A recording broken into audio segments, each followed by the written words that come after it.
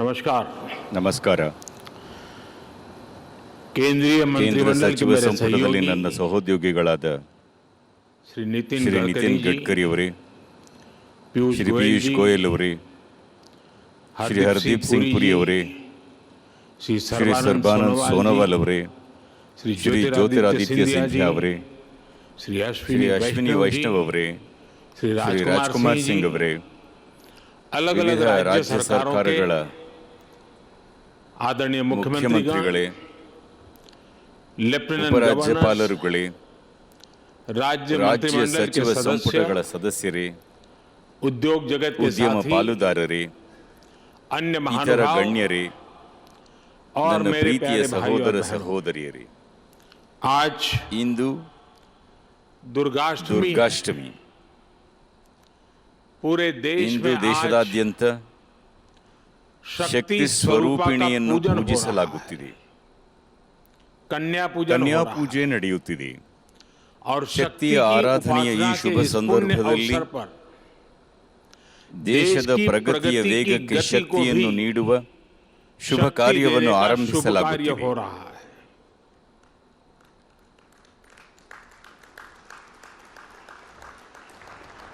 ये समय ಇದು भारत ಭಾರತದ की ಸ್ವಾತಂತ್ರ್ಯದ आजादी के 75 ವರ್ಷಾಚರಣೆಯ ಸಂದರ್ಭ, ಸ್ವಾತಂತ್ರ್ಯದ आजादी के ಅಮೃತ अमृत काल ಮಹೋತ್ಸವ, का है। ಆತ್ಮನಿರ್ಭರ್ ಭಾರತ್ के संकल्प ಸ್ವಾವಲಂಬಿ के साथ ಭಾರತದ ಸಂಕಲ್ಪದೊಂದಿಗೆ अगले 25 ನಾವು वर्षों ಮುಂದಿನ के भारत 25 की बुनियाद ವರ್ಷಗಳವರೆಗಿನ रच रहे हैं। ಭವ್ಯ PM ಭಾರತಕ್ಕೆ गतिशक्ति ಅಡಿಪಾಯ नेशनल ನಿರ್ಮಿಸಬೇಕಿದೆ. मास्टर प्लान भारत के ಪ್ರಧಾನಮಂತ್ರಿ इसी आत्मबल को, ಗತಿಶಕ್ತಿ ರಾಷ್ಟ್ರೀಯ ಮಹಾಯೋಜನೆ आत्मविश्वास को, ಭಾರತದ ಈ ಆತ್ಮವಿಶ್ವಾಸಕ್ಕೆ, आत्मनिर्भरता के ಆತ್ಮನಿರ್ಭರಕ್ಕೆ संकल्प तक ಬಲ ನೀಡಲಿದೆ. ले जाने वाला है। ये ಈ ರಾಷ್ಟ್ರೀಯ नेशनल ಮಾಸ್ಟರ್ ಪ್ಲಾನ್ 21ನೇ ಶತಮಾನದ ನವಭಾರತಕ್ಕೆ ಉತ್ತೇಜನ ನೀಡಲಿದೆ. ಮುಂದಿನ ತಲೆಮಾರಿನ ಮೂಲ ಸೌಕರ್ಯ ಮತ್ತು ಬಹುಮಾದರಿ ಸಂಪರ್ಕಕ್ಕೆ ಈ ರಾಷ್ಟ್ರೀಯ ಯೋಜನೆಯಿಂದ ವೇಗ ದೊರೆಯಲಿದೆ. ಮೂಲ ಸೌಕರ್ಯಕ್ಕೆ ಸಂಬಂಧಿಸಿದ ಸರ್ಕಾರಿ ನೀತಿಗಳಿಗೆ ಯೋಜನೆ ಆರಂಭದಿಂದ ಕಾರ್ಯಗತಗೊಳಿಸುವವರೆಗೆ ಈ ರಾಷ್ಟ್ರೀಯ ಯೋಜನೆ ಉತ್ತೇಜನ ನೀಡಲಿದೆ. ಸರ್ಕಾರದ ಯೋಜನೆಗಳನ್ನು ನಿಗದಿತ ಕಾಲಮಿತಿಯೊಳಗೆ ಪೂರ್ಣಗೊಳಿಸುವ ನಿಟ್ಟಿನಲ್ಲಿ ಈ ಗತಿಶಕ್ತಿ ರಾಷ್ಟ್ರೀಯ ಯೋಜನೆ ಅಗತ್ಯ ಮಾಹಿತಿ ಮತ್ತು ಮಾರ್ಗದರ್ಶನ ನೀಡಲಿದೆ. ಈ ಮಹಾನ್ ಅಭಿಯಾನದ ಮೂಲ ಆಶಯ ಕ್ರಿಯಾಶೀಲತೆಯಾಗಿದೆ. ಭಾರತದ ಜನರು, ಭಾರತೀಯ ಉದ್ಯಮ, ಭಾರತದ ವ್ಯಾಪಾರ ಪ್ರಪಂಚ, ಭಾರತದ ತಯಾರಕರು, ಭಾರತದ ರೈತರು ಸೇರಿದಂತೆ ಭಾರತದ ಪ್ರಸ್ತುತ ಮತ್ತು ಭವಿಷ್ಯದ ತಲೆಮಾರನ್ನು ಒಳಗೊಂಡು 21ನೇ ಶತಮಾನದ ನವ ಭಾರತವನ್ನು ನಿರ್ಮಿಸಲು ಹೊಸ ಶಕ್ತಿಯನ್ನು ನೀಡಲಿದೆ. ಈ ಹಾದಿಯಲ್ಲಿರುವ ಅಡೆತಡೆಗಳನ್ನು ತೆಗೆದುಹಾಕಲಿದೆ. ಈ ಶುಭ ದಿನದಂದು ಪಿಎಂ ಗತಿಶಕ್ತಿ ರಾಷ್ಟ್ರೀಯ ಮಹಾಯೋಜನೆ ಕಾರ್ಯ ಪ್ರಾರಂಭಿಸುವುದು ನನ್ನ ಪಾಲಿಗೆ ಸೌಭಾಗ್ಯವಾಗಿದೆ. ಆತ್ಮೀಯರೇ, ಇಂದು ಪ್ರಗತಿ ಮೈದಾನದಲ್ಲಿ ಅಂತಾರಾಷ್ಟ್ರೀಯ ಪ್ರದರ್ಶನ ಮತ್ತು ಸಮಾವೇಶ ಕೇಂದ್ರದ 4 ಸಭಾಂಗಣಗಳನ್ನು ಸಹ ಲೋಕಾರ್ಪಣೆ ಮಾಡಲಾಗಿದೆ. ಇದು ದೆಹಲಿಯಲ್ಲಿನ ಆಧುನಿಕ ಮೂಲಸೌಕರ್ಯ ನಿರ್ಮಾಣಕ್ಕೆ ಸಂಬಂಧಿಸಿದ ಒಂದು ಪ್ರಮುಖ ಹೆಜ್ಜೆಯಾಗಿದೆ. ನಮ್ಮ ಸೂಕ್ಷ್ಮ, ಸಣ್ಣ ಮತ್ತು ಮಧ್ಯಮ ಕೈಗಾರಿಕೆ ಎಂಎಸ್ಎಂಇಗಳು, ನಮ್ಮ ಕರಕುಶಲ ವಸ್ತುಗಳು, ನಮ್ಮ ಗುಡಿ ಕೈಗಾರಿಕೆಯ ಉತ್ಪನ್ನಗಳನ್ನು ಪ್ರಪಂಚದಾದ್ಯಂತ ಮಾರುಕಟ್ಟೆಗಳಿಗೆ ತಲುಪಿಸುವಲ್ಲಿ ಈ ಪ್ರದರ್ಶನ ಕೇಂದ್ರಗಳು ಸಹಾಯ ಮಾಡುತ್ತವೆ. ಇದರಿಂದ ನಮ್ಮ बहुत बड़ी मदद ಜಾಗತಿಕ ಮಾರುಕಟ್ಟೆಯ ವ್ಯಾಪ್ತಿ मैं दिल्ली के ವಿಸ್ತರಿಸುತ್ತದೆ. लोगों को, ಇದಕ್ಕಾಗಿ ನಾನು ದೆಹಲಿಯ ಜನರನ್ನು, देश के ದೇಶದ लोगों को ಜನರನ್ನು ಅಭಿನಂದಿಸುತ್ತೇನೆ. बहुत बधाई ನನ್ನ देता हूं, ಶುಭಾಶಯಗಳನ್ನು शुभकामनाएं ಸಮರ್ಪಿಸುತ್ತೇನೆ. देता हूं.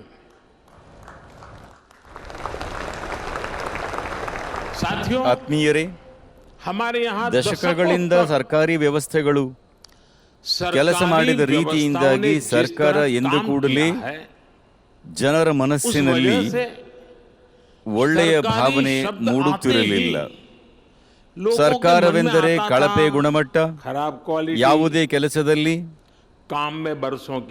ವರ್ಷಗಳ ಕಾಲ ವಿಳಂಬ, ಅನಗತ್ಯ ಅಡಚಣೆಗಳು, ಸಾರ್ವಜನಿಕ ಹಣದ ಪೋಲು ಇತ್ಯಾದಿ ಭಾವನೆಗಳೇ ಮೂಡುತ್ತಿತ್ತು. ಇದು ಬಹಳ ಅವಮಾನಕರ ಸಂಗತಿ. ಏಕೆಂದರೆ ದೇಶದ ಜನರು ತೆರಿಗೆ ರೂಪದಲ್ಲಿ ಸರ್ಕಾರಕ್ಕೆ ನೀಡಿದ ಹಣವನ್ನು ಬಳಸುವಾಗ ಈ ಹಣದ ಒಂದು ಪೈಸೆ ಕೂಡ ವ್ಯರ್ಥವಾಗಬಾರದು ಎಂಬ ಭಾವನೆ ಸರ್ಕಾರಗಳ ಮಟ್ಟದಲ್ಲಿ ಇರಲಿಲ್ಲ. ಈ ವ್ಯವಸ್ಥೆ ಹೀಗೆಯೇ ನಡೆಯುತ್ತಿತ್ತು. ದೇಶವಾಸಿಗಳು ಕೂಡ ಸರ್ಕಾರ ನಡೆಯುವುದು ಹೀಗೆಯೇ ಎಂದು ಹೊಂದಿಕೊಂಡು ಬಿಟ್ಟಿದ್ದರು. ಈ ಅವ್ಯವಸ್ಥೆಯಿಂದ ಜನರು ಬೇಸತ್ತು ಹೋಗಿದ್ದರು. ಇತರ ದೇಶಗಳ ಪ್ರಗತಿಯನ್ನು ನೋಡಿದ ನಮ್ಮ ಜನರು ದುಃಖಿತರಾಗುತ್ತಿದ್ದರು ಹಾಗೂ ನಮ್ಮಲ್ಲಿ ಯಾವುದೂ ಬದಲಾಗುವುದಿಲ್ಲ ಎಂಬ ಭಾವನೆ ಹೊಂದಿದ್ದರು. ಈಗ ನಾವು ವಿಡಿಯೋದಲ್ಲಿ ನೋಡುವಂತೆ ಕಾಮಗಾರಿ ನಡೆಯುವ ಎಲ್ಲ ಕಡೆ ಕೆಲಸ ಪ್ರಗತಿಯಲ್ಲಿದೆ ಎಂಬ ಸೈನ್ ಬೋರ್ಡ್ ಇರುತ್ತಿತ್ತು. ಆದರೆ ಆ ಕೆಲಸ ಎಂದಾದರೂ ಮುಗಿಯುತ್ತದೆಯೋ ಇಲ್ಲವೋ, ಅದು ಸಕಾಲಕ್ಕೆ ಮುಗಿಯುವುದೋ ಎಂಬ ಬಗ್ಗೆ ಸಾರ್ವಜನಿಕರ ಮನಸ್ಸಿನಲ್ಲಿ ಯಾವ ವಿಶ್ವಾಸವೂ ಇರಲಿಲ್ಲ. ಕೆಲಸ ಪ್ರಗತಿಯಲ್ಲಿದೆ ಎಂಬ ಬೋರ್ಡ್ ಒಂದು ರೀತಿಯಲ್ಲಿ ಅವಿಶ್ವಾಸದ ಸಂಕೇತವಾಯಿತು. ಇಂತಹ ಪರಿಸ್ಥಿತಿಯಲ್ಲಿ ದೇಶ ಹೇಗೆ ಪ್ರಗತಿ ಸಾಧಿಸುತ್ತದೆ? ಕೆಲಸದಲ್ಲಿ ಒಂದು ವೇಗ ಇದ್ದಾಗ ಮಾತ್ರ ಅದನ್ನು ಪ್ರಗತಿ ಎಂದು ಪರಿಗಣಿಸಲಾಗುತ್ತದೆ. ನಮ್ಮಲ್ಲಿ ವೇಗದ ಬಗ್ಗೆ ಅವಗಣನೆ ಇದೆ. ಯಾವುದೇ ಕಾರ್ಯದಲ್ಲಿ ತ್ವರಿತ ಗತಿಗಾಗಿ ಸಾಮೂಹಿಕ ಪ್ರಯತ್ನ ಅಗತ್ಯ. 21ನೇ ಶತಮಾನದ ನವಭಾರತ ಇಂದು ಸರ್ಕಾರಿ ವ್ಯವಸ್ಥೆಯ ಹಳೆಯ ಚಿಂತನೆಯನ್ನು ಬಿಟ್ಟು ಮುಂದೆ ಸಾಗಲಿದೆ.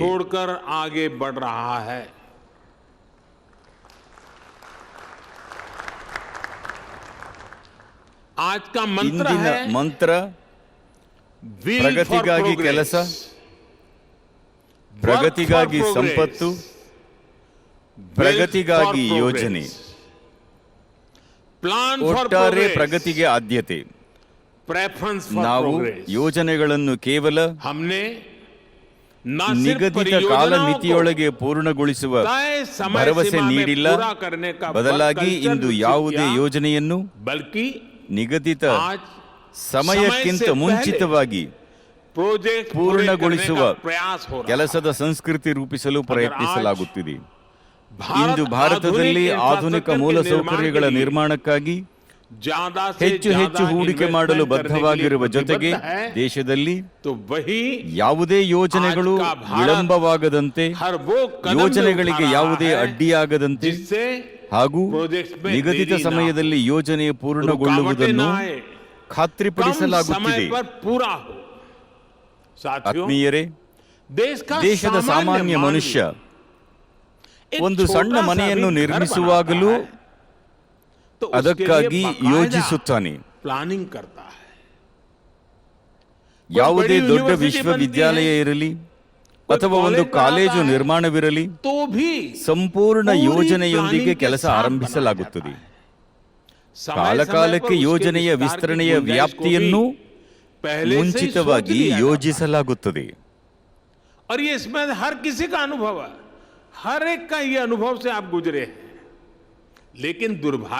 ಆದರೆ ದುರದೃಷ್ಟವಶಾತ್ ಭಾರತದ ಮೂಲಸೌಕರ್ಯ ಕಾಮಗಾರಿಗಳಲ್ಲಿ ಸಮಗ್ರ ಯೋಜನೆಗೆ ಸಂಬಂಧಿಸಿದಂತೆ ಅನೇಕ ನ್ಯೂನತೆಗಳಿವೆ. रोजमर्रा अनुभव करते हैं. थोड़ा बहुत जहां हुआ भी है तो हमने देखा है कि रेलवे अपनी प्लानिंग कर ರೈಲ್ವೆ रही है, ಇಲಾಖೆ ತನ್ನ ರೋಡ್ ಯೋಜನೆಯನ್ನು ಟ್ರಾನ್ಸ್ಪೋರ್ಟ್ ಪ್ರತ್ಯೇಕವಾಗಿ ಮಾಡುತ್ತದೆ, अपनी प्लानिंग ರಸ್ತೆ कर रहा ಸಾರಿಗೆ है, ಇಲಾಖೆ ತನ್ನ ಯೋಜನೆಯನ್ನು टेलीकॉम ಮಾಡುತ್ತದೆ, डिपार्टमेंट की ದೂರಸಂಪರ್ಕ अपनी ಇಲಾಖೆ प्लानिंग होती है, ತನ್ನದೇ ಆದ ಯೋಜನೆಯನ್ನು गैस ಹೊಂದಿದೆ, नेटवर्क का काम ಅಡುಗೆ अलग ಅನಿಲ प्लानिंग से हो ಕಾಮಗಾರಿಗಳು रहा है। ಪ್ರತ್ಯೇಕ ಯೋಜನೆ ಮಾಡುತ್ತವೆ. ऐसे ही ಹೀಗೆ तमाम ವಿವಿಧ डिपार्टमेंट ಇಲಾಖೆಗಳು ಪ್ರತ್ಯೇಕ ಯೋಜನೆಗಳನ್ನು अलग अलग ಮಾಡುತ್ತವೆ. प्लान करते हैं. हम सभी ने ಮೊದಲು ये भी ರಸ್ತೆ देखा ನಿರ್ಮಾಣ है ಕಾಮಗಾರಿ ನಡೆಯುವುದು, कि पहले ನಂತರ कहीं सड़क ಅದನ್ನು बनती है, ಮತ್ತೆ ಅಗೆದು सड़क बिल्कुल तैयार हो ವಿದ್ಯುತ್ जाती ಕಾಮಗಾರಿ ಕೆಲಸ ನಡೆಯುವುದು, है। और फिर ತದನಂತರ कोई पानी वाला जलमंडली डिपार्टमेंट कार्य आएगा, ನಡೆಯುವುದು. पानी की पाइप के लिए उसकी खुदाई ಹೀಗೆ कर देता है, फिर पानी वाले ಕಾಮಗಾರಿಗಳು पहुंच जाते हैं। इसी प्रकार ನಡೆಯುತ್ತಲೇ ಇರುವುದನ್ನು काम होता ನಾವೆಲ್ಲರೂ रहता है। ನೋಡಿದ್ದೇವೆ. ये भी ಅಷ್ಟೇ ಅಲ್ಲ, होता है कि रोड बनाने ರಸ್ತೆ वाले ಕಾಮಗಾರಿ ವೇಳೆ ರಸ್ತೆ divider ವಿಭಜಕಗಳನ್ನು ಬना ದೇತೆ हैं। ನಿರ್ಮಿಸುವುದು, और फिर ತದನಂತರ ट्रैफिक पुलिस कहती है ಸಂಚಾರ ವಿಭಾಗದ कि इससे तो ಪೊಲೀಸರು जाम ಬಂದು लगा ಟ್ರಾಫಿಕ್ रहेगा, ಜಾಮ್ ಉಂಟಾಗುತ್ತದೆ divider ಎನ್ನುವುದು, हटाओ। कहीं चौराहे ನಂತರ पर ಆ सर्किल ರಸ್ತೆ बना दिया ವಿಭಜಕಗಳನ್ನು जाता है, ಒಡೆಯುವುದು. तो ट्रैफिक सुचारू रूप से चलने में ನಾಲ್ಕು बजाय ದಾರಿ ಕೂಡುವಲ್ಲಿ वहाँ ಸರ್ಕಲ್ अव्यवस्था ನಿರ್ಮಿಸಿದರೆ होने लगती है। ಸಂಚಾರ ಸರಾಗವಾಗುವ और हमने ಬದಲು देश भर में ಅವ್ಯವಸ್ಥೆ ಉಂಟಾಗುವುದು. ऐसा होते हुए ಇಂಥವು देखा है। ದೇಶಾದ್ಯಂತ ನಡೆಯುವುದನ್ನು ನಾವು ನೋಡಿದ್ದೇವೆ. इन परिस्थितियों के ಈ बीच ಸನ್ನಿವೇಶಗಳ ನಡುವೆ जब सारे ಎಲ್ಲಾ प्रोजेक्ट्स को ಯೋಜನೆಗಳನ್ನು synchronize ಸಿಂಕ್ರನೈಸ್ करने की ಮಾಡುವ जरूरत ಅಗತ್ಯತೆ पड़ती है, ಅವಶ್ಯಕವಾಗಿದೆ. तो इसके लिए ಇದಕ್ಕಾಗಿ बहुत ज्यादा ಸಾಕಷ್ಟು effort ಪ್ರಯತ್ನಗಳನ್ನು ಮಾಡಬೇಕಾಗಿದೆ. करना पड़ता है। बिगड़ी हुई बात को ठीक करने में बहुत मेहनत लगती है।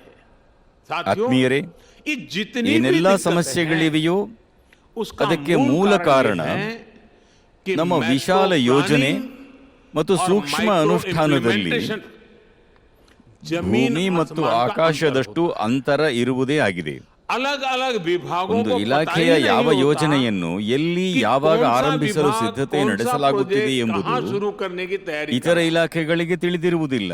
राज्यों के पास ರಾಜ್ಯಗಳು भी ಸಹ इस तरह ಮುಂಚಿತವಾಗಿ की ಇಂತಹ जानकारी ಮಾಹಿತಿಯನ್ನು advance में ಹೊಂದಿಲ್ಲ. नहीं होती। ಈ ರೀತಿಯ इस तरह के ನ್ಯೂನತೆಗಳಿಂದಾಗಿ silos के ನಿರ್ಧಾರ कारण ತೆಗೆದುಕೊಳ್ಳುವಿಕೆಯ ಮೇಲೂ निर्णय ಪರಿಣಾಮ प्रक्रिया भी ಉಂಟಾಗುತ್ತದೆ प्रभावित होती है ಮತ್ತು ಇದರಿಂದ और ಬಜೆಟ್ बजट ಕೂಡ की भी ವ್ಯರ್ಥವಾಗುತ್ತದೆ. बर्बादी होती है। सबसे ಸಮನ್ವಯದ बड़ा नुकसान ಕೊರತೆಯಿಂದ ये होता ಉಂಟಾಗುವ है ಅತಿ ದೊಡ್ಡ कि ಅನನುಕೂಲವೆಂದರೆ शक्ति जुड़ने के बजाय ಶಕ್ತಿ ಒಗ್ಗೂಡುವ ಬದಲು शक्ति ಬಲ multiply ವಿಸ್ತರಿಸುವ होने के ಬದಲು बजाय शक्ति ವಿಭಜನೆಯಾಗುತ್ತದೆ. विभाजित हो जाती है। ನಮ್ಮ ಖಾಸಗಿ हमारे ಪಾಲುದಾರರಿಗೆ private ಸಹ उन्हें ಭವಿಷ್ಯದಲ್ಲಿ भी ये ನಿರ್ದಿಷ್ಟ ठीक पता ಪ್ರದೇಶದಲ್ಲಿ नहीं होता ರಸ್ತೆ कि ಹಾದು भविष्य में ಹೋಗಲಿದೆ यहाँ ಅಥವಾ से ಇಲ್ಲಿ सड़क ಕಾಲುವೆ गुजरने ನಿರ್ಮಾಣವಾಗಲಿದೆ, ಇಲ್ಲವೇ या ಒಂದು यहाँ से ವಿದ್ಯುತ್ canal ಕೇಂದ್ರ बनने ಸ್ಥಾಪನೆಯಾಗಲಿದೆ वाली है, ಎಂಬುದು या यहाँ कोई power ಸರಿಯಾಗಿ station लगने ತಿಳಿಯುವುದಿಲ್ಲ. वाला है। ಈ ಕಾರಣದಿಂದಾಗಿ ಅವರು वो ಕೂಡ भी ಯಾವುದೇ किसी ವಲಯದ क्षेत्र को ಬಗ್ಗೆ लेकर, ಯಾವುದೇ किसी ಕ್ಷೇತ್ರದ sector को ಬಗ್ಗೆ लेकर ಉತ್ತಮವಾಗಿ ಯೋಜಿಸಲು बेहतर प्लान नहीं कर ಸಾಧ್ಯವಾಗುವುದಿಲ್ಲ. पाते। ಈ ಎಲ್ಲಾ इन ಸಮಸ್ಯೆಗಳಿಗೆ सारी ಪರಿಹಾರವಾಗಿ दिक्कतों का हल ಪಿಎಂ ಗತಿಶಕ್ತಿ PM ರಾಷ್ಟ್ರೀಯ Gati Shakti master national plan plan ಹೊರಹೊಮ್ಮಿದೆ. इससे ही निकलेगा। ಯೋಜನೆಗಳಲ್ಲಿ ನಾವು जब हम ಮಾಸ್ಟರ್ मास्टर ಪ್ಲಾನ್ ಅನ್ನು प्लान को ಆಧಾರವಾಗಿ आधार बनाकर ಅನುಸರಿಸಿದಾಗ चलेंगे, ನಮ್ಮ ಸಂಪನ್ಮೂಲಗಳ तो हमारे ಯಥೋಚಿತ resources ಬಳಕೆಯಾಗುತ್ತದೆ, का भी ದುಂದುವೆಚ್ಚ optimum ಸೋರಿಕೆ utilization ತಪ್ಪುತ್ತದೆ. होगा। ಆತ್ಮೀಯರೇ, साथियों, ನಮ್ಮ हमारे ದೇಶದಲ್ಲಿ देश में ಮೂಲಸೌಕರ್ಯದ ವಿಷಯವು इंफ्रास्ट्रक्चर का विषय ಹೆಚ್ಚಿನ ರಾಜಕೀಯ ಪಕ್ಷಗಳ ಆದ್ಯತಾ ವಲಯದಿಂದ राजनीतिक दलों की ದೂರವಿದೆ. प्राथमिकता से दूर रहा है। ಇದು ಅವರ ये उनके ಪ್ರಣಾಳಿಕೆಗಳಲ್ಲಿ घोषणा पत्र ಗೋಚರಿಸುವುದಿಲ್ಲ. में भी ಅಷ್ಟೇ नजर ಅಲ್ಲ, नहीं आता है। ದೇಶಕ್ಕೆ ಅಗತ್ಯ अब तो ये ಮೂಲಸೌಕರ್ಯಗಳ स्थिति आ गई ನಿರ್ಮಾಣ है ಪ್ರಸ್ತಾಪವಾದರೆ कि कुछ राजनीतिक दल ಕೆಲವು ರಾಜಕೀಯ ಪಕ್ಷಗಳಿಂದ देश के लिए ಟೀಕೆಗಳು जरूरी ಆರಂಭಗೊಳ್ಳುತ್ತವೆ. ಆದರೆ इंफ्रास्ट्रक्चर के ಅಭಿವೃದ್ಧಿಯ निर्माण पर ಗುಣಮಟ್ಟದ आलोचना करने में गर्व करते हैं। ಮೂಲಸೌಕರ್ಯವನ್ನು जबकि दुनिया ನಿರ್ಮಿಸುವುದು ये स्वीकृत ಜಾಗತಿಕವಾಗಿ बात है ಸುಸ್ಥಿರ ಎಂದು कि ಒಪ್ಪಿದವಾದ sustainable ವಿಷಯವಾಗಿದೆ. development के लिए ಇದು ಅನೇಕ quality ಆರ್ಥಿಕ infrastructure का ಚಟುವಟಿಕೆಗಳಿಗೆ निर्माण ಕಾರಣವಾಗುತ್ತದೆ. एक ऐसा रास्ता है ಅಲ್ಲದೆ जो ಬಹಳ अनेक ದೊಡ್ಡ आर्थिक ಪ್ರಮಾಣದಲ್ಲಿ गतिविधियों को जन्म देता है, ಉದ್ಯೋಗಗಳನ್ನು ಸೃಷ್ಟಿಸುತ್ತದೆ. बहुत बड़े पैमाने पर ಹೇಗೆ रोजगार ನುರಿತ का ಮಾನವ निर्माण ಶಕ್ತಿ करता ಇಲ್ಲದೆ है। जैसे ನಾವು ಯಾವುದೇ skilled ಕ್ಷೇತ್ರದಲ್ಲಿ manpower के ಅಗತ್ಯ बिना ಫಲಿತಾಂಶಗಳನ್ನು हम किसी क्षेत्र में ಪಡೆಯಲು आवश्यक ಸಾಧ್ಯವಿಲ್ಲವೋ परिणाम नहीं प्राप्त कर सकते। ಅಂತೆಯೇ वैसे ही ಉತ್ತಮ ಮತ್ತು ಆಧುನಿಕ ಮೂಲ ಸೌಕರ್ಯವಿಲ್ಲದೆ ನಾವು ಸರ್ವತೋಮುಖ ಅಭಿವೃದ್ಧಿ ಸಾಧಿಸಲು ಸಾಧ್ಯವಿಲ್ಲ. ಆತ್ಮೀಯರೇ, ರಾಜಕೀಯ ಇಚ್ಛಾಶಕ್ತಿಯ ಕೊರತೆಯ ಜೊತೆಗೆ ದೇಶದ ಮೂಲ ಸೌಕರ್ಯ ಅಭಿವೃದ್ಧಿಗೆ ದೊಡ್ಡ ಅಡಚಣೆ ಸರ್ಕಾರಿ ಇಲಾಖೆಗಳ ನಡುವಿನ ಸಮನ್ವಯದ ಕೊರತೆ ಹಾಗೂ ಪರಸ್ಪರ ಸಂಘರ್ಷ ರಾಜ್ಯಗಳಲ್ಲಿಯೂ ಸಹ ಈ ವಿಷಯವಾಗಿ ರಾಜ್ಯ ಸರ್ಕಾರಗಳು ಮತ್ತು ಸ್ಥಳೀಯ ಸಂಸ್ಥೆಗಳ ನಡುವೆ ಸಂಘರ್ಷವಾಗುವುದನ್ನು ನಾವು ನೋಡಿದ್ದೇವೆ.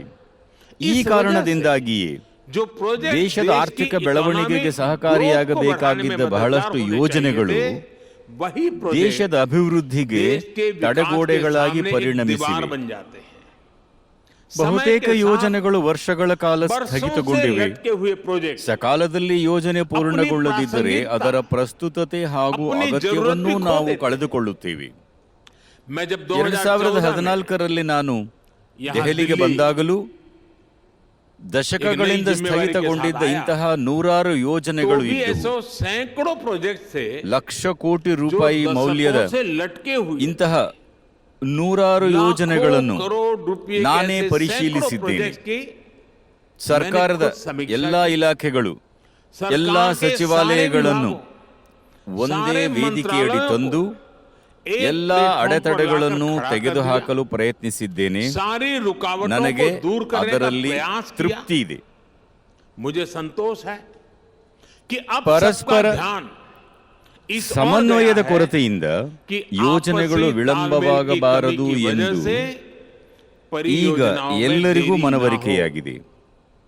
ಈಗ ಸಮಗ್ರ ಸರ್ಕಾರಿ ವಿಧಾನದೊಂದಿಗೆ ಸರ್ಕಾರದ ಸಾಮೂಹಿಕ ಶಕ್ತಿ ಯೋಜನೆಗಳನ್ನು ಅನುಷ್ಠಾನಗೊಳಿಸಲಾಗುತ್ತಿದೆ.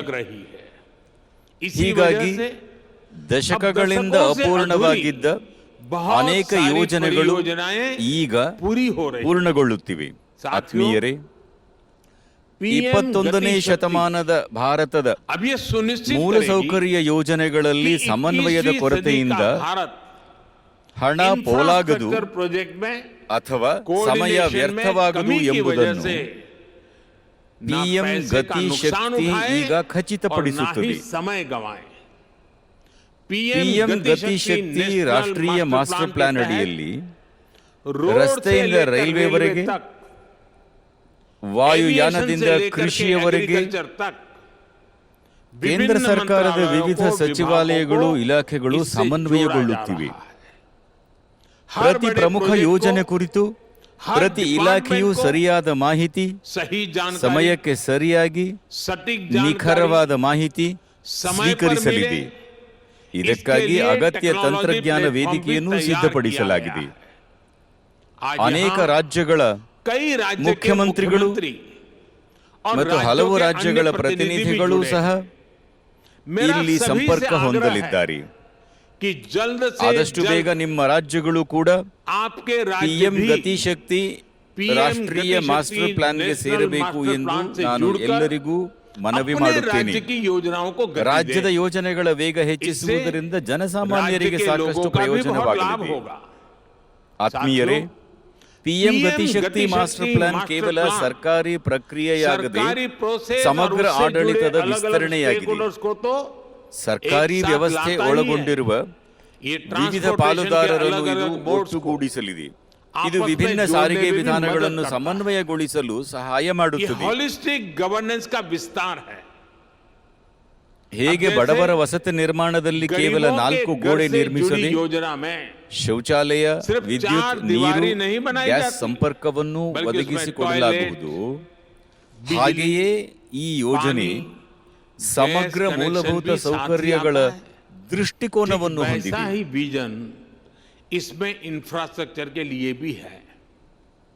ಹಿಂದೆ ನಾವು ಕೈಗಾರಿಕೆಗಳಿಗಾಗಿ ವಿಶೇಷ ವಲಯ ಘೋಷಿಸುತ್ತಿದ್ದುದನ್ನು ನೋಡಿದ್ದೇವೆ.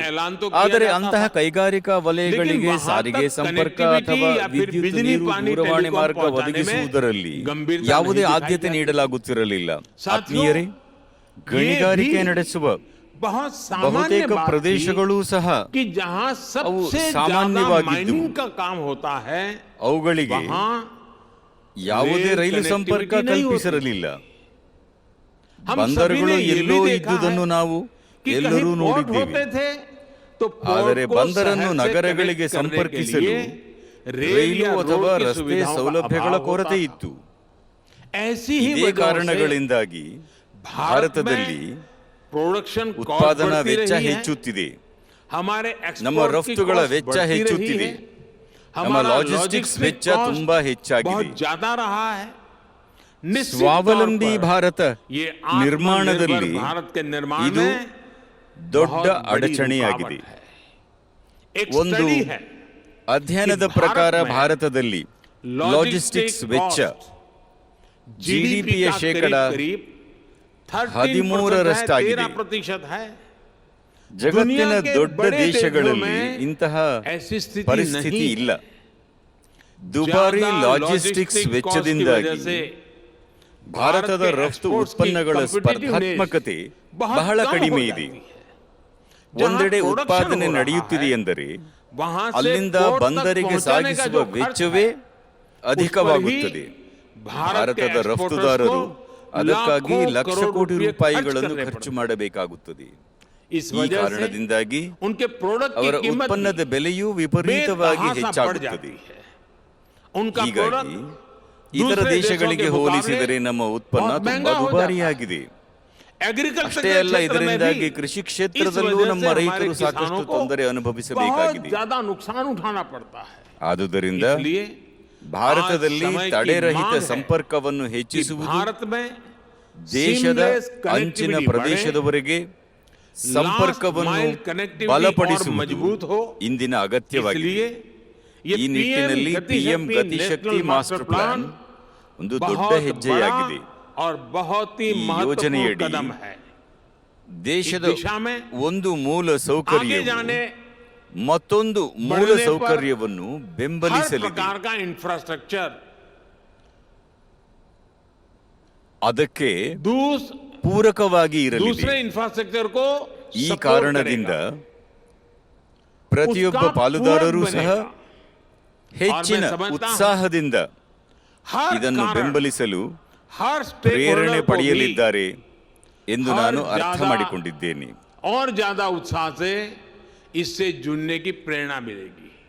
ಆತ್ಮೀಯರೇ, ಪಿಎಂ ಗತಿಶಕ್ತಿ ದೇಶದ ನೀತಿ ನಿರೂಪಣೆಗೆ ಸಂಬಂಧಿಸಿದ ಎಲ್ಲಾ ಪಾಲುದಾರರಿಗೆ ರಾಷ್ಟ್ರೀಯ ಮಾಸ್ಟರ್ ಪ್ಲಾನ್ ಆಗಿರಲಿದೆ. ಇದು ಹೂಡಿಕೆದಾರರಿಗೂ ವಿಶ್ಲೇಷಣಾತ್ಮಕ ನಿರ್ಧಾರ ತೆಗೆದುಕೊಳ್ಳುವ ಸಾಧನವನ್ನು ಸಹ ಒದಗಿಸುತ್ತದೆ. ಇದು ಸರ್ಕಾರಗಳಿಗೆ ಪರಿಣಾಮಕಾರಿ ಯೋಜನೆ ಮತ್ತು ನೀತಿ ನಿರೂಪಣೆಗೆ ನೆರವಾಗಲಿದೆ. ಇದರಿಂದ ಸರ್ಕಾರದ ಅನಗತ್ಯ ವೆಚ್ಚವನ್ನು ಉಳಿಸಬಹುದಾಗಿದೆ. ಉದ್ಯಮಿಗಳಿಗೂ ಯಾವುದೇ ಯೋಜನೆಗೆ ಸಂಬಂಧಿಸಿದ ಮಾಹಿತಿ ದೊರಕಲಿದೆ. ಇದು ರಾಜ್ಯ ಸರ್ಕಾರಗಳು ತಮ್ಮ ಆದ್ಯತೆಗಳನ್ನು ನಿರ್ಧರಿಸಲು ಸಹಾಯ ಮಾಡುತ್ತದೆ. ದೇಶದಲ್ಲಿ ಇಂತಹ ದತ್ತಾಂಶ ಆಧಾರಿತ ಯಾಂತ್ರಿಕ ವ್ಯವಸ್ಥೆ ಲಭ್ಯವಿರುವುದರಿಂದ ಪ್ರತಿ ರಾಜ್ಯ ಸರ್ಕಾರ ತನ್ನ ಹೂಡಿಕೆದಾರರಿಗೆ ಕಾಲಮಿತಿಯ ಬದ್ಧತೆಗಳನ್ನು ನೀಡಲು ಸಾಧ್ಯವಾಗುತ್ತದೆ. ಇದರೊಂದಿಗೆ ಹೂಡಿಕೆ ತಾಣವಾಗಿ ಬೆಳೆಯುತ್ತಿರುವ ಭಾರತದ ಖ್ಯಾತಿಯು ಹೊಸ ಎತ್ತರಕ್ಕೆ ಏರಲಿದೆ, ಹೊಸ ಆಯಾಮವನ್ನು ಪಡೆಯಲಿದೆ. ಇದರೊಂದಿಗೆ ದೇಶವಾಸಿಗಳು ಕಡಿಮೆ ಬೆಲೆಯಲ್ಲಿ ಉತ್ತಮ ಗುಣಮಟ್ಟದ ಕಾಮಗಾರಿಗಳನ್ನು ಉತ್ಪನ್ನಗಳನ್ನು ಪಡೆಯುವಂತಾಗುತ್ತದೆ. ಯುವಜನರು ಹೊಸ ಉದ್ಯೋಗಾವಕಾಶಗಳನ್ನು ಪಡೆಯಲಿದ್ದಾರೆ. ಆತ್ಮೀಯರೇ, ದೇಶದ ಅಭಿವೃದ್ಧಿಯ ದೃಷ್ಟಿಯಿಂದ ಮೂಲಸೌಕರ್ಯಗಳಿಗೆ ಸಂಬಂಧಿಸಿದ ಸರ್ಕಾರದ ಎಲ್ಲಾ ಇಲಾಖೆಗಳು ಒಂದೆಡೆ ಸಮನ್ವಯಗೊಳ್ಳುವುದು ಬಹಳ ಮುಖ್ಯ. ಪರಸ್ಪರರ ಸಾಮೂಹಿಕ ಶಕ್ತಿಯಿಂದ ಪ್ರಯೋಜನ ದೊರೆಯಲಿದೆ. ಮುಂದಿನ ವರ್ಷಗಳಲ್ಲಿ ಈ ಯೋಜನೆ ಭಾರತಕ್ಕೆ ಅಭೂತಪೂರ್ವ ವೇಗವನ್ನು ನೀಡಲಿದೆ. ಇಂದಿನ 70 ವರ್ಷಗಳಿಗೆ ಹೋಲಿಸಿದರೆ ಇಂದಿನ ಭಾರತ ಅಧಿಕ ವೇಗ ಮತ್ತು ಹೆಚ್ಚಿನ ಪ್ರಮಾಣದಲ್ಲಿ ಕಾರ್ಯನಿರ್ವಹಿಸುತ್ತಿದೆ. ಆತ್ಮೀಯರೇ, ಭಾರತದ ಮೊದಲ ಅಂತಾರಾಜ್ಯ ನೈಸರ್ಗಿಕ ಕೊಳವೆ ಮಾರ್ಗವನ್ನು 1987ರಲ್ಲಿ ನಿಯೋಜಿಸಲಾಯಿತು.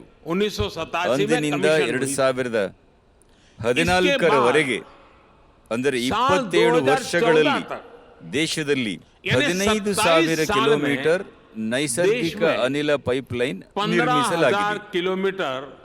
ಅಂದರೆ 2014ರ ನಂತರ ದೇಶದಲ್ಲಿ 16,000 ಕಿಲೋಮೀಟರ್ಗೂ ಹೆಚ್ಚು ಉದ್ದದ ಗ್ಯಾಸ್ ಪೈಪ್ಲೈನ್ ಕಾಮಗಾರಿ ನಡೆಯುತ್ತಿದೆ.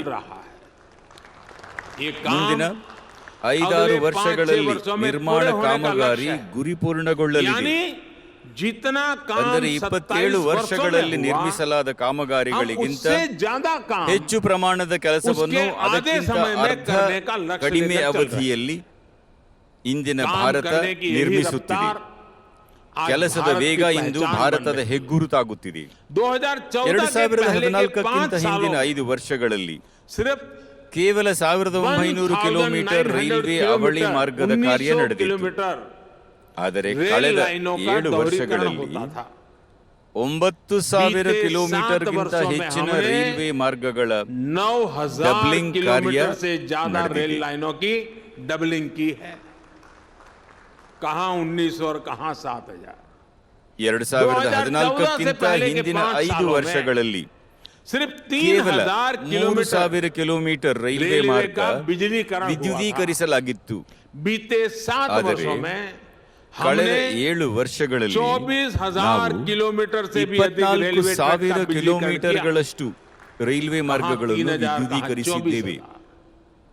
2014 2014ಕ್ಕಿಂತ ಮೊದಲು लगभग ಮೆಟ್ರೋ ರೈಲು 250 ಕೇವಲ किलोमीटर 250 ट्रैक पर ಕಿಲೋಮೀಟರ್ ही ಮಾರ್ಗದಲ್ಲಿ ಓಡುತ್ತಿತ್ತು. मेट्रो चल रही थी। ಇಂದು आज ಮೆಟ್ರೋ ರೈಲು 700 ಸೇವೆಯನ್ನು किलोमीटर 700 तक ಕಿಲೋಮೀಟರ್ಗಳಿಗೆ मेट्रो का विस्तार हो ವಿಸ್ತರಿಸಲಾಗಿದೆ. चुका है ಅಲ್ಲದೆ और ಇನ್ನೂ 1000 ಕಿಲೋಮೀಟರ್ ಹೊಸ नए ಮೆಟ್ರೋ ಮಾರ್ಗದ रूट ಕೆಲಸ पर काम ನಡೆಯುತ್ತಿದೆ. चल रहा है। 2014ಕ್ಕಿಂತ ಹಿಂದಿನ 5 ವರ್ಷಗಳಲ್ಲಿ ಕೇವಲ 5 सालों में 60 ಪಂಚಾಯತ್ಗಳು ಮಾತ್ರ 60 ಆಪ್ಟಿಕಲ್ ಫೈಬರ್ पंचायतों ಸಂಪರ್ಕ को ही ಹೊಂದಿದ್ದವು. 60 ಆದರೆ पंचायत ಕಳೆದ 60 7 ವರ್ಷಗಳಲ್ಲಿ पंचायतों ನಾವು को ही optical 1.5 fiber से ಲಕ್ಷಕ್ಕೂ जोड़ा जा ಹೆಚ್ಚು सका था। ಗ್ರಾಮ बीते ಪಂಚಾಯಿತಿಗಳನ್ನು 7 वर्षों ಆಪ್ಟಿಕಲ್ में ಫೈಬರ್ನೊಂದಿಗೆ हमने ಸಂಪರ್ಕಿಸಿದ್ದೇವೆ. 1.5 लाख से अधिक ग्राम पंचायतों को ऑप्टिकल फाइबर से कनेक्ट कर दिया है। ಇದಲ್ಲದೆ कनेक्टिविटी के ಸಾಂಪ್ರದಾಯಿಕ पारंपरिक ಸಾರಿಗೆ माध्यमों के ಸಂಪರ್ಕ विस्तार के ವಿಧಾನಗಳು, साथ ಒಳನಾಡಿನ inland ಜಲಮಾರ್ಗಗಳು waterways ಮತ್ತು ಸಮುದ್ರ और seaplanes ವಿಮಾನಗಳ ವಿಸ್ತರಣೆಯೊಂದಿಗೆ ನಯ infrastructure ದೇಶ भी ಹೊಸ देश को ಮೂಲ मिल रहा ಸೌಕರ್ಯಗಳನ್ನು ಪಡೆಯುತ್ತಿದೆ. 2024 तक 2014ರವರೆಗೆ ದೇಶದಲ್ಲಿ देश में ಕೇವಲ सिर्फ 5 ಜಲಮಾರ್ಗಗಳಿದ್ದವು. 5 waterway थे। ದೇಶದಲ್ಲಿ 13 ಜಲಮಾರ್ಗಗಳು आज देश में ಕಾರ್ಯನಿರ್ವಹಿಸುತ್ತಿವೆ. 13 वाटरवेज काम कर रहे हैं। 2014ರ ಮೊದಲು ನಮ್ಮ ಬಂದರುಗಳಲ್ಲಿ ನೌಕೆಗಳ ಟರ್ನ್ ಅರೌಂಡ್ ಸಮಯ 41 ಗಂಟೆಗಳಿಗಿಂತ ಹೆಚ್ಚಿತ್ತು.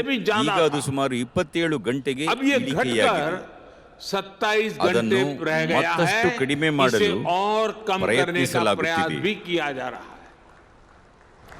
साथियों, ಆತ್ಮೀಯರೇ, कनेक्टिविटी के ಸಂಪರ್ಕದ अलावा ಹೊರತಾಗಿ ಇತರ ಅಗತ್ಯ जरूरी ಮೂಲಸೌಕರ್ಯಗಳ दूसरे ನಿರ್ಮಾಣಕ್ಕೂ infrastructure के ಹೊಸ निर्माण को ಪ್ರೇರಣೆಯನ್ನು भी ನೀಡಲಾಗಿದೆ. नई रफ्तार दी गई है। ವಿದ್ಯುತ್ ಉತ್ಪಾದನೆಯಿಂದ बिजली की प्रोडक्शन से ಪ್ರಸರಣದವರೆಗಿನ ಸಂಪೂರ್ಣ ट्रांसमिशन के ಜಾಲವನ್ನು पूरे ಪರಿವರ್ತಿಸಲಾಗಿದೆ. ट्रांसफॉर्म ಒಂದು किया ರಾಷ್ಟ್ರ गया है। ಒಂದು one power grid nation one ಯೋಜನೆ पावर ग्रिड का ಯಶಸ್ವಿಯಾಗಿದೆ. संकल्प सिद्ध हो चुका है। 2014ರವರೆಗೆ 2014 तक ದೇಶದಲ್ಲಿ 3 ಲಕ್ಷ ಸರ್ಕಿಟ್ ಕಿಲೋಮೀಟರ್ ವಿದ್ಯುತ್ ಪ್ರಸರಣ पावर ಮಾರ್ಗಗಳು ट्रांसमिशन ಇದ್ದವು. लाइन्स थी। ಆದರೆ वहीं आज ये ಇಂದು बढ़कर ಅದು 4.5 ಲಕ್ಷಕ್ಕೂ ಹೆಚ್ಚು 4.25 लाख ಸರ್ಕಿಟ್ ಕಿಲೋಮೀಟರ್ಗಳಿಗೆ किलोमीटर से भी ವಿಸ್ತರಣೆಯಾಗಿದೆ. ज्यादा हो चुकी है।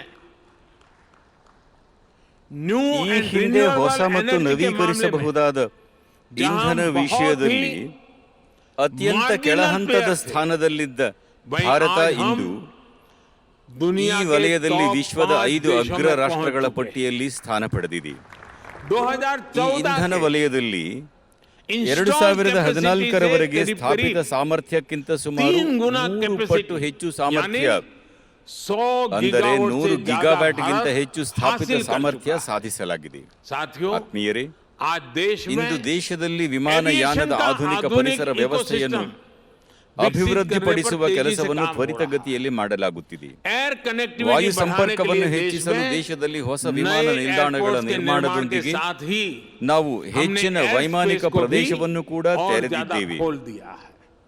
बीते ಕಳೆದ 2 1-2 वर्षों ವರ್ಷಗಳಲ್ಲಿ में ही 100ಕ್ಕೂ ಹೆಚ್ಚು 100 ವೈಮಾನಿಕ से ಮಾರ್ಗಗಳನ್ನು ज्यादा एयर रूट्स की ಪರಿಷ್ಕರಿಸಲಾಗಿದೆ समीक्षा ಮತ್ತು ಅವುಗಳ करने, ದೂರವನ್ನು ಕಡಿಮೆ उनकी दूरी ಮಾಡಲಾಗಿದೆ. घटाई गई है। जिन ಪ್ರಯಾಣಿಕರ क्षेत्रों के ವಿಮಾನ ऊपर से ಹಾರಾಟ पैसेंजर ನಿಷೇಧ फ्लाइट्स के ಪ್ರದೇಶಗಳನ್ನು उड़ने पर ತೆಗೆದುಹಾಕಲಾಗಿದೆ. पाबंदी थी, उसे भी ಈ हटाया ಒಂದೇ गया है। ನಿರ್ಧಾರದಿಂದ ಅನೇಕ इस एक ನಗರಗಳ फैसले ನಡುವಿನ से ಪ್ರಯಾಣದ ಸಮಯ बहुत से शहरों के ಕಡಿಮೆಯಾಗಿದೆ. बीच एयर ವಿಮಾನ टाइम ಹಾರಾಟದ कम ಸಮಯ हुआ है, ಕಡಿಮೆಯಾದ್ದರಿಂದ उड़ान का ಇಂಧನವೂ समय कम ಉಳಿತಾಯವಾಗಿದೆ. एविएशन ನಾಗರಿಕ सेक्टर को ವಿಮಾನಯಾನ मजबूती देने ವಲಯವನ್ನು के लिए ಬಲಪಡಿಸಲು नई ಹೊಸ MRO MRO ನೀತಿ पॉलिसी बनाना ರೂಪಿಸುವುದು, है। ಇದರ जिस ಮೇಲಿನ GST ಜಿಎಸ್ಟಿ काम ಕಡಿಮೆ ಮಾಡುವುದು, पूरा करना हो, ಪೈಲಟ್ಗಳಿಗೆ pilots की ತರಬೇತಿ training की ನೀಡುವುದು बात हो, ಮುಂತಾದ इन सभी ಕಾರ್ಯಗಳಿಗೆ पर ಆದ್ಯತೆ काम किया ನೀಡಲಾಗಿದೆ. गया है। ಆತ್ಮೀಯರೇ, साथियों, ऐसे ही ಇಂತಹ प्रयासों ಪ್ರಯತ್ನಗಳು से ನಾವು देश को ವೇಗವಾಗಿ विश्वास ಕೆಲಸ हुआ ಮಾಡಬಹುದು है ಎಂಬುದನ್ನು कि हम ದೇಶಕ್ಕೆ तेज गति से ಮನವರಿಕೆ काम कर ಮಾಡಿಕೊಟ್ಟಿದೆ. सकते हैं। ದೊಡ್ಡ बड़े ಗುರಿಗಳು, लक्ष्य, ದೊಡ್ಡ बड़े ಕನಸುಗಳು सपने ಕೂಡ भी ನನಸಾಗಲು पूरे हो ಸಾಧ್ಯವಿದೆ. सकते हैं। ಈಗ अब ದೇಶದ देश की ನಿರೀಕ್ಷೆ ಮತ್ತು अपेक्षा और ಆಕಾಂಕ್ಷೆ आकांक्षा ಎರಡೂ ಹೆಚ್ಚಾಗಿದೆ. दोनों बढ़ गई ಆದ್ದರಿಂದ है। इसलिए ಮುಂಬರುವ आने वाले 3-4 3-4 ವರ್ಷಗಳ ನಮ್ಮ वर्षों के लिए ನಿರ್ಣಯಗಳು ಕೂಡ हमारे संकल्प ಬೃಹತ್ತಾಗಿ भी ಇವೆ. बहुत बड़े हो गए हैं। ಈಗ अब देश का ದೇಶದ लक्ष्य ಗುರಿ है ಲಾಜಿಸ್ಟಿಕ್ಸ್ ವೆಚ್ಚವನ್ನು ಕಡಿಮೆ ಮಾಡುವುದು, कम से कम करना, ರೈಲ್ವೆಯ ಸರಕು रेलवे ಸಾಮರ್ಥ್ಯವನ್ನು की कार्गो क्षमता ಹೆಚ್ಚಿಸುವುದು, बढ़ाना, पोर्ट ಬಂದರು कार्गो ಸರಕು कैपेसिटी ಸಾಮರ್ಥ್ಯವನ್ನು बढ़ाना, ಹೆಚ್ಚಿಸುವುದು, टर्न अराउंड ನೌಕೆಗಳ टाइम को ಕಾಯುವಿಕೆಯ कम ಸಮಯ करना, ಕಡಿಮೆ ಮಾಡುವುದು. आने वाले ಮುಂಬರುವ 4-5 4-5 ವರ್ಷಗಳಲ್ಲಿ साल में देश में ಒಟ್ಟು कुल 200ಕ್ಕೂ मिलाकर ಹೆಚ್ಚು ವಿಮಾನ ನಿಲ್ದಾಣಗಳು, 200 से ज्यादा ಹೆಲಿಪ್ಯಾಡ್ಗಳು एयरपोर्ट, ಮತ್ತು हेलीपैड ಜಲ और ವಿಮಾನ वाटर ನಿಲ್ದಾಣಗಳು एरोड्रोम ನಿರ್ಮಾಣಗೊಳ್ಳಲಿವೆ. बनकर तैयार होने जा रहे हैं। ಪ್ರಸ್ತುತ अभी जो ದೇಶದಲ್ಲಿ 19,000 ಸುಮಾರು किलोमीटर के करीब का 19,000 हमारा गैस ಕಿಲೋಮೀಟರ್ पाइपलाइन नेटवर्क ಅನಿಲ है, ಕೊಳವೆ ಮಾರ್ಗ उसे ಜಾಲ भी ಇದ್ದು बढ़ाकर ಅದನ್ನು लगभग ಕೂಡ 2 गुना किया ದ್ವಿಗುಣಗೊಳಿಸಲಾಗುವುದು. जाएगा। ಆತ್ಮೀಯರೇ, देश के ದೇಶದ किसानों ರೈತರು ಮತ್ತು ಮೀನುಗಾರರ और ಆದಾಯವನ್ನು मछुआरों ಹೆಚ್ಚಿಸುವ की आय ಸಲುವಾಗಿ बढ़ाने के लिए ಸಂಸ್ಕರಣೆಗೆ processing से ಸಂಬಂಧಿಸಿದ जुड़े ಮೂಲ infrastructure ಸೌಕರ್ಯಗಳನ್ನು को भी ಸಹ तेजी से ವೇಗವಾಗಿ विस्तार दिया ವಿಸ್ತರಿಸಲಾಗುತ್ತಿದೆ. जा 2014ರಲ್ಲಿ ದೇಶದಲ್ಲಿ देश में सिर्फ ಕೇವಲ 2 ಮೆಗಾ ಫುಡ್ ಪಾರ್ಕ್ಗಳಿದ್ದವು. ಇಂದು ದೇಶದಲ್ಲಿ 19 ಮೆಗಾ ಫುಡ್ ಪಾರ್ಕ್ಗಳು ಕಾರ್ಯನಿರ್ವಹಿಸುತ್ತಿವೆ. ಈ ಸಂಖ್ಯೆಯನ್ನು 40ಕ್ಕೆ ಹೆಚ್ಚಿಸುವುದು ನಮ್ಮ ಗುರಿಯಾಗಿದೆ. ಈ ಮುನ್ನ ದೇಶದಲ್ಲಿ ಮೀನುಗಾರಿಕೆ ಕ್ಲಸ್ಟರ್ಗಳು, ಮೀನುಗಾರಿಕೆ ಬಂದರುಗಳು ಮತ್ತು ಲ್ಯಾಂಡಿಂಗ್ ಕೇಂದ್ರಗಳ ಸಂಖ್ಯೆ 40 ಇದ್ದು, 40 से बढ़कर ಕಳೆದ 7 ವರ್ಷಗಳಲ್ಲಿ 100 से ಈ ಸಂಖ್ಯೆ अधिक तक 100ಕ್ಕಿಂತ पहुंच ಹೆಚ್ಚಾಗಿದೆ. इसमें ನಾವು 2 ಇದನ್ನು गुना ಇನ್ನೂ से ज्यादा 2 की ಪಟ್ಟು वृद्धि करने ಹೆಚ್ಚಿಸುವ का ಗುರಿ लक्ष्य ಹೊಂದಿದ್ದೀವಿ. लेकर हम चल ಆತ್ಮೀಯರೇ, रहे हैं। साथियों, ಪ್ರಥಮ ಬಾರಿಗೆ डिफेंस सेक्टर में भी ರಕ್ಷಣಾ ಕ್ಷೇತ್ರದಲ್ಲಿಯೂ पहली बार ಬೃಹತ್ ಪ್ರಯತ್ನ व्यापक ಮಾಡಲಾಗುತ್ತಿದೆ. प्रयास हो रहा है। अभी ಈಗ तमिलनाडु ತಮಿಳುನಾಡು और ಮತ್ತು यूपी ಉತ್ತರ में ಪ್ರದೇಶದಲ್ಲಿನ 2 defense ರಕ್ಷಣಾ corridor ಕಾರಿಡಾರ್ पर काम ಕಾಮಗಾರಿ चल रहा है। ಪ್ರಗತಿಯಲ್ಲಿದೆ. इलेक्ट्रॉनिक्स ಇಂದು ಎಲೆಕ್ಟ್ರಾನಿಕ್ಸ್ और ಮತ್ತು IT ಐಟಿ मैन्युफैक्चरिंग ತಯಾರಿಕಾ में ವಲಯದ ಪ್ರಮುಖ आज हम ರಾಷ್ಟ್ರಗಳ ಪಟ್ಟಿಯಲ್ಲಿ तेजी से ಭಾರತ अग्रणी देशों में शामिल ಸೇರ್ಪಡೆಯಾಗುತ್ತಿದೆ. हो रहे हैं। एक ಈ समय ಮುನ್ನ ಎಲೆಕ್ಟ್ರಾನಿಕ್ಸ್ हमारे ಮತ್ತು यहाँ ಐಟಿ ತಯಾರಿಕಾ ವಲಯದಲ್ಲಿ 5 manufacturing 5 ಉತ್ಪಾದನಾ cluster थे। ಕ್ಲಸ್ಟರ್ಗಳಿದ್ದು, आज ಪ್ರಸ್ತುತ 15 ಈ ಸಂಖ್ಯೆ manufacturing 15ಕ್ಕೆ cluster हम ಏರಿಕೆಯಾಗಿದೆ. तैयार कर चुके ಅಲ್ಲದೆ हैं ಇದನ್ನು और इसे ದ್ವಿಗುಣಗೊಳಿಸುವ भी ಗುರಿಯನ್ನು 2 ನಾವು गुना तक ಹೊಂದಿದ್ದೇವೆ. वृद्धि का टारगेट है। बीते ಕಳೆದ सालों ಕೆಲ में ವರ್ಷಗಳಲ್ಲಿ 4 4 ಕೈಗಾರಿಕಾ industrial ಕಾರಿಡಾರ್ಗಳನ್ನು corridors ಪ್ರಾರಂಭಿಸಲಾಗಿದೆ. और अब ಈ ಸಂಖ್ಯೆಯನ್ನು ऐसे कॉरिडोर की 12ಕ್ಕೆ संख्या को ಹೆಚ್ಚಿಸಲಾಗುತ್ತಿದೆ. 1 दर्जन तक बढ़ाया जा रहा है। साथियों, ಆತ್ಮೀಯರೇ, आज ಇಂದು सरकार ಸರ್ಕಾರವು ಕಾರ್ಯನಿರ್ವಹಿಸುತ್ತಿರುವ ವಿಧಾನಕ್ಕೆ उसका ಪ್ಲಗ್ एक ಅಂಡ್ उदाहरण ಪ್ಲೇ ಮೂಲಸೌಕರ್ಯಗಳ plug ನಿರ್ಮಾಣ and play ಉತ್ತಮ infrastructure का ಉದಾಹರಣೆಯಾಗಿದೆ. निर्माण भी है। अब ಈಗ देश की ದೇಶದ इंडस्ट्री को ಉದ್ಯಮ ऐसी ವಲಯಕ್ಕೆ सुविधाएं देने का प्रयास है ಪ್ಲಗ್ ಅಂಡ್ जो ಪ್ಲೇ plug and ಮೂಲಸೌಕರ್ಯ play ಸೌಲಭ್ಯಗಳನ್ನು infrastructure से ಒದಗಿಸುವ ಪ್ರಯತ್ನವಿದೆ. यानी ಅಂದರೆ देश और ದೇಶದ दुनिया के ಮತ್ತು निवेशकों ಜಾಗತಿಕ को ಹೂಡಿಕೆದಾರರು सिर्फ अपना सिस्टम ತಮ್ಮದೇ लगाना ವ್ಯವಸ್ಥೆಯನ್ನು है ಸ್ಥಾಪಿಸಿಕೊಳ್ಳಬೇಕು और काम ಮತ್ತು शुरू करना ಕೆಲಸವನ್ನು ಪ್ರಾರಂಭಿಸಬೇಕು. है। जैसे ग्रेटर नोएडा ಉದಾಹರಣೆಗೆ ಗ್ರೇಟರ್ ನೋಯ್ಡಾದ दादरी में ದಾದ್ರಿಯಲ್ಲಿ ऐसी ही ಇದೇ ರೀತಿಯ integrated ಸಮಗ್ರ industrial ಕೈಗಾರಿಕಾ township तैयार ಟೌನ್ಶಿಪ್ हो ಬರಲಿದೆ. गई। इसको ಇದನ್ನು पूर्वी और ಸಮರ್ಪಿತ पश्चिमी भारत के ಸರಕು पोर्ट ಕಾರಿಡಾರ್ ಮೂಲಕ से ಪೂರ್ವ ಮತ್ತು dedicated ಪಶ್ಚಿಮ ಭಾರತದ freight corridor ಬಂದರುಗಳಿಗೆ से जोड़ा जा रहा है। ಸಂಪರ್ಕಿಸಲಾಗುತ್ತಿದೆ. इसके ಇದಕ್ಕಾಗಿ लिए यहाँ ಬಹುಮಾದರಿ multi-modal ಲಾಜಿಸ್ಟಿಕ್ಸ್ logistics ಹಬ್ ಅನ್ನು hub ಇಲ್ಲಿ बनाया जाएगा। ಸ್ಥಾಪಿಸಲಾಗುವುದು. इसी के ಅದರ बगल ಬಳಿ में multi-modal ಬಹುಮಾದರಿ transport ಸಾರಿಗೆ hub ಕೇಂದ್ರ बनेगा, ನಿರ್ಮಿಸಲಾಗುವುದು. ಇದು जिसमें state of the art ಅತ್ಯಾಧುನಿಕ railway ರೈಲ್ವೆ terminus ಟರ್ಮಿನಸ್ होगा, ಅನ್ನು ಹೊಂದಿರಲಿದೆ. जिसको ಅಲ್ಲದೆ इंटर और ರಾಜ್ಯ interstate ಮತ್ತು bus ಅಂತಾರಾಜ್ಯ terminus ಬಸ್ मिलेगा। ಟರ್ಮಿನಸ್, मास रैपिड ಕ್ಷಿಪ್ರ ट्रांजिट ಸಮೂಹ सिस्टम ಸಾರಿಗೆ और दूसरी ವ್ಯವಸ್ಥೆ सुविधाओं से ಮತ್ತು सपोर्ट किया ಇತರ जाएगा। ಸೌಲಭ್ಯಗಳನ್ನು देश के ಒದಗಿಸಲಾಗುತ್ತದೆ. अलग अलग हिस्सों में ದೇಶದ ವಿವಿಧ ಭಾಗಗಳಲ್ಲಿ ऐसी ही ಇದೇ ರೀತಿಯ सुविधाओं के ಸೌಲಭ್ಯಗಳನ್ನು निर्माण से ನಿರ್ಮಿಸುವ भारत ಮೂಲಕ दुनिया ಭಾರತವನ್ನು की ಜಗತ್ತಿನ business ವಾಣಿಜ್ಯ capital बनने का ರಾಜಧಾನಿಯಾಗಿಸುವ सपना ಕನಸು साकार कर सकता है। ಸಾಕಾರಗೊಳಿಸಲಾಗುತ್ತಿದೆ. साथियों, ಆತ್ಮೀಯರೇ, ये ಈ जितने ಎಲ್ಲಾ भी लक्ष्य ಗುರಿಗಳನ್ನು मैंने ನಾನು गिनाए ಪಟ್ಟಿ हैं, ಮಾಡಿದ್ದೇನೆ. ये ಈ लक्ष्य ಗುರಿಗಳು सामान्य नहीं है। ಸಾಮಾನ್ಯವಲ್ಲ. और ಆದ್ದರಿಂದ इसलिए ಇವುಗಳನ್ನು इनको ಸಾಧಿಸುವ हासिल करने के लिए ಪ್ರಯತ್ನಗಳು ಕೂಡ प्रयास भी ಅನನ್ಯ. अभूतपूर्व ಇದರ होंगे ವಿಧಾನಗಳು ಕೂಡ और इसके तरीके भी ಅಭೂತಪೂರ್ವವಾಗಿರುತ್ತವೆ. अभूतपूर्व होंगे। और ಈ इन्हें ಪ್ರಯತ್ನಗಳೆಲ್ಲ सबसे ज्यादा ಪಿಎಂ ताकत ಗತಿಶಕ್ತಿ ರಾಷ್ಟ್ರೀಯ PM ಮಾಸ್ಟರ್ गतिशक्ति ಪ್ಲಾನ್ ನಿಂದ नेशनल ಮಾತ್ರ मास्टर प्लान से ही मिलेगी। ಗರಿಷ್ಠ ಶಕ್ತಿ ಪಡೆಯಲಿದೆ. जिस प्रकार ಹೇಗೆ जैम ಜಾಮ್ ತ್ರಿಮೂರ್ತಿ ಅಂದರೆ ಜನ್ ಧನ್ ಆಧಾರ್ ಸಂಖ್ಯೆ आधार मोबाइल ಮತ್ತು की ಮೊಬೈಲ್ शक्ति से ಮೂಲಕ देश में ನಾವು ದೇಶದ ಸರ್ಕಾರಿ ಸೌಲಭ್ಯಗಳನ್ನು ಸುವಿಧಾओं को ನಿರ್ದಿಷ್ಟ तेजी से ಫಲಾನುಭವಿಗಳಿಗೆ सही ವೇಗವಾಗಿ लाभार्थी तक ತಲುಪುವಂತೆ हम ಮಾಡುವಲ್ಲಿ सफल हुए हैं। ಯಶಸ್ವಿಯಾಗಿದ್ದೇವೆಯೋ पीएम गति ಹಾಗೆ शक्ति ಪಿಎಂ ಗತಿ इंफ्रास्ट्रक्चर के ಶಕ್ತಿ क्षेत्र में ಯೋಜನೆ वैसा ಮೂಲಸೌಕರ್ಯ ही काम ಕ್ಷೇತ್ರದಲ್ಲಿ करने वाला ಅದೇ ಕೆಲಸ ಮಾಡಲಿದೆ. ये पूरे ಈ देश की ಮೂಲಸೌಕರ್ಯ इंफ्रास्ट्रक्चर की ಯೋಜನೆ प्लानिंग से लेकर ಒಂದು ಸಮಗ್ರ ದೃಷ್ಟಿಕೋನದ ಮೂಲಕ ದೇಶವನ್ನು एक होलिस्टिक ಸಮನ್ವಯಗೊಳಿಸಲಿದೆ. विजन लेकर आ रहा है। एक बार ಎಲ್ಲ फिर ರಾಜ್ಯ ಸರ್ಕಾರಗಳು ಇದಕ್ಕೆ सभी ಸೇರುವಂತೆ राज्य ನಾನು सरकारों को ಮತ್ತೊಮ್ಮೆ ಆಹ್ವಾನಿಸುತ್ತೇನೆ. इससे जुड़ने के लिए आमंत्रित करता हूं। ಸ್ವಾತಂತ್ರ್ಯದ आजादी के इस 75वें ಈ वर्ष में 75ನೇ देश के ವರ್ಷಾಚರಣೆ लिए कुछ कर ಸಂದರ್ಭದಲ್ಲಿ दिखाने का है। ದೇಶಕ್ಕಾಗಿ इस कार्यक्रम से जुड़े ಏನನ್ನಾದರೂ हर व्यक्ति ಕೊಡುಗೆ से मेरा ನೀಡಲು यही आग्रह है। ಇದೊಂದು ಉತ್ತಮ यही मेरी ಮಾರ್ಗವಾಗಿದೆ. उम्मीद है आप सभी को ಈ ಕಾರ್ಯಕ್ರಮಕ್ಕೆ इस ಸಂಬಂಧಿಸಿದ महत्वपूर्ण कार्यक्रम में ಪ್ರತಿಯೊಬ್ಬರಿಗೂ पधारने के लिए मैं आपका ಇದು धन्यवाद ನನ್ನ देता हूं ವಿನಂತಿ, और मुझे ನನ್ನ विश्वास है ಮನವಿ. अनेक ನಿಮ್ಮೆಲ್ಲರಿಗೂ शुभकामनाओं देते ಮತ್ತೊಮ್ಮೆ हुए मेरी वाणी को ಶುಭಾಶಯಗಳು. विराम देता हूं। बहुत बहुत ಧನ್ಯವಾದ. धन्यवाद, शुभकामनाएं।